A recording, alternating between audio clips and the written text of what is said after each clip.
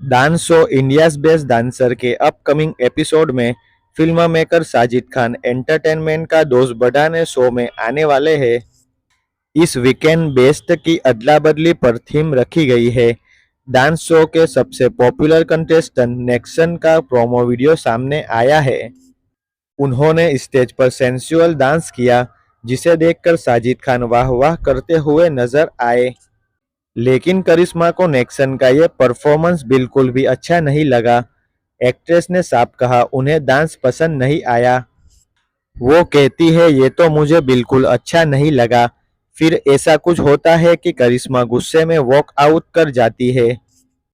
करिश्मा को मनाने की साजिद खान काफी कोशिश करते हैं, लेकिन गुस्से में करिश्मा बात नहीं सुनती और चली जाती है। नेक्सन जज करिश्मा कपूर को अपसेट देख दुखी नजर आए। बाकी के जज भी एक्ट्रेस को यूं शो छोड़कर जाता देख हैरान हुए। अब करिश्मा ने ये सब नेक्सन को टीज करने के लिए किया या सच में उन्हें कोई बात बुरी लगी, एपिसोड ऑन एयर होने पर मालूम पड़ेगा।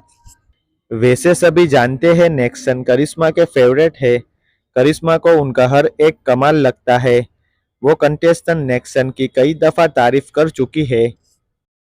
डेली लेटेस्ट एंटरटेनमेंट न्यूज़ के लिए हमारी चैनल को सब्सक्राइब करें और बेल आइकन को ज़रूर दबाएं।